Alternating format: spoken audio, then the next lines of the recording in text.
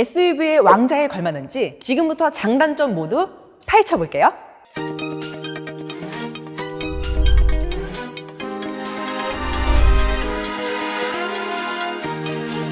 안녕, 차걸 유은지예요. 산타페 살지 소렌토 살지 이제 그만. 소렌토의 핵심만 골라서 팩트 있게 설명할 거니까요, 주목해주세요. 자, 소렌토 NQ4의 핵심은 바로 내부죠. 비싸지 않은 가격이지만 고급 이미지가 철철 흘러넘치는 디자인을 느낄 수 있어요. 카본 소재를 썼나? 리얼 우드가 있나? 노. 플라스틱과 하이그로시 재질만으로도 이렇게 고급진 분위기를 풍겨내는 게 정말 놀랍네요. 그리고 여기 보시면 에어컨 토출구 에어벤트가 이렇게 두 가지로 나눠져 있어요. 굉장히 섬세하게 디테일을 잡은 것 같아요. 디테일함을 살려서 상체 쪽만 또는 하체 쪽만 히터와 에어컨을 내 몸 컨디션에 맞춰 조절할 수 있는 이 부분, 감동이야 감동. 대빵 큰 디스플레이도 정말 시원시원하게 굉장히 보기가 편하게 돼 있어요. 그리고 여기 보면 핸들에 보통 있는 전화 받는 거 끊는 거 어댑티브 크루즈 컨트롤이 여기 조절할 수 있게 돼 있고요. 이 옆쪽으로 보시면 메모리 시트도 이렇게 딱 장착되어 있습니다. 여기 보면 공조 버튼이 이 가운데 부분에 있어서 터치하기에도 굉장히 좋은 위치에 있다고 저는 생각이 되어집니다. 이 밑에 통풍 시트, 열선 시트, 드라이빙 모드 바꾸는 거, 전자 파킹에 오토홀드 이런 것들이 딱 자리하고 있어서요. 웬만한 건 다 들어가 있다고 보시면 좋을 것 같습니다. 제일 중요한 소렌토 NQ4의 실내 공간감을 체감하셔야겠죠? 이렇게 2열에 한번 타봤는데요. 저는 2열에 앉자마자 무슨 생각이 들었냐면, 와, 2차만 있으면 할머니도 모시고 애기도 태우고 3대가 한 차로 어디든 갈 수 있겠다? 차박? 캠핑? 무슨 소리야. 호텔방을 들고 다니는 기분이겠다. 큰 차를 뽑은 게 아니라 마치 내 집 마련? 내 방이 생긴 것 같은 나만의 공간이 완벽하게 생긴 기분? 지대로다. 수납 공간도 이렇게나 많습니다. 지금 차 옆에 문짝에 보면 여기 컵홀더까지, 이 앞에도 한 군데, 두 군데, 이렇게 두 군데로 되어 있어요. 그리고 또 팔걸이가 제가 원하는 각도로 조절이 자유롭게 가능하고요. 자, 여기서 멈추고 싶다, 멈춰줘요. 다시 올렸다가 내렸다가 내가 원하는 대로 자유롭게 각도 조절이 가능합니다. 이 넓은 2열과 3열을 한번 평탄화한다고 생각해 보시겠어요? 자, 그럼 지금부터 소렌토 NQ4의 평탄화를 한번 해보도록 하겠습니다.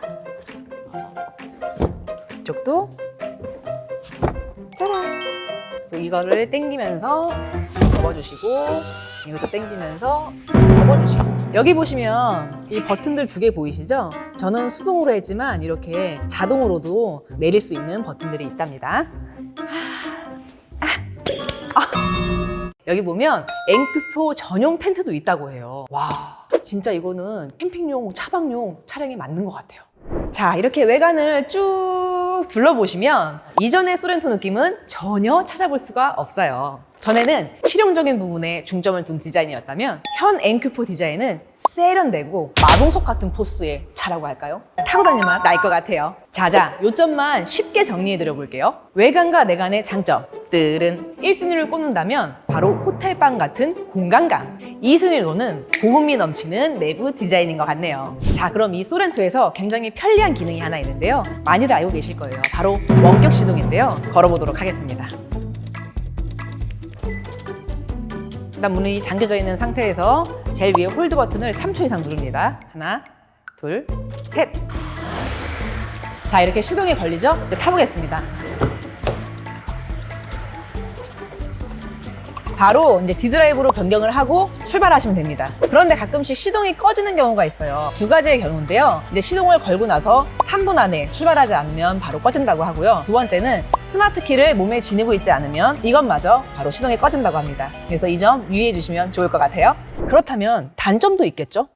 아까 하이그로시 재질만으로도 고급미를 잘 뽑아냈다고 말씀드렸잖아요. 이게 단점으로도 보여질 수 있는 게 유광 블랙으로 먼지나 지문이 너무 잘 보여서 나 좀 깔끔한 편이야 라고 하시는 분들에게는 매우 치명적인 단점일 수도 있을 것 같네요. 조수석 앞쪽에 보면요, 여기 비닐 트림 보이시나요? 물고기 비닐처럼 생긴 트림이 있는데 여기에서 빛이 난반사돼서 사이드미러 쪽이 그냥 완전 안 보이더라고요. 운전 중에 매우 불편할 것 같은 그런 느낌적인 느낌? 마지막으로 기본 출고가가 4,092만 원으로 대형 SUV 가격치고는 나쁘지 않은데 풀옵션 장착하면 5천만 원이 훌쩍 넘어가요. 1,300만 원 가격대라면 이 차 사실래요? 아니면 수입차 사실래요?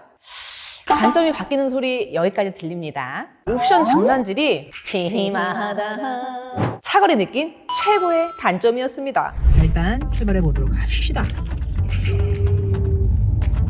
이 점이 디젤인데 이렇게 큰 차를 끌고 갈 수 있나 싶죠? 호쾌하다 정도는 아니지만 그래도 아쉬운 만큼의 힘은 아닌 것 같아요. 딱히 디젤이라고 인식할 정도의 체감은 안 느껴지고요. 정차했을 때나 나 디젤이에요 하는 느낌? 그 정도? 지금 제가 타보니까 진동이나 엔진 소음은 전혀 문제될 게 없는데 바람 소리 같은 게 조금 들리는 것 같아요. 이중 접합 유리에 컨티넨탈 타이어가 꼽혀 있음에도 불구하고 노면 소음이 들리는 편입니다. 아, 그래서 이 기능이 있나? 3열에 스피커가 있거든요. 이 운전석에서 말하면 들리게끔 하는 스피커가 있는데 이게 3열이 있는 자리여서 그게 있는 건지 이런 소음이 있어서 있는 건지 알 수가 없네요. 아무튼 주행 시 거슬리는 점은 노면 소음. 제가 생각하는 엔쿠표의 장점 중에 하나는요, 바로 반절 주행 기능이라고 생각해요. 얼마나 좋은지 한번 써보겠어요. 차간 거리는 1개 정도로 해볼게요. 자, 차가 한번 떼보겠습니다. 아주 잘 가요. 자, 쓰는 것도 울컥거림 없이 쓰는지 한번 보겠습니다. 오, 굉장히 스무스해요. 오, 진짜 좋아졌다. 자유롭게 카메라랑 얘기하면서 갈 수 있어요. 자, 핸들 잡으라고 삐빙삐빙 거렸습니다. 지금 신나갖고 핸들 안 잡고 있어요. HDA 어댑티브 크루즈 컨트롤이 완전 스마트해졌다. 이렇게 국산차 판매 순위 탑 3 안에 꼽히는 소렌토 차량의 장단점을 알아봤어요. 또 차거리 리뷰해줬으면 좋겠다는 차가 있다면 언제든지 댓글로 추천 많이 해주시고요. 저 댓글 매일매일 보고 있다고요. 그럼 다음 영상에서 다시 만나요. 안녕. 샤프한 걸 차를 타고 운전에 자유롭게 내가 고른 차로 새로운 스타일을 선보이는 거야. 나의 전 나의 견버스기를 위해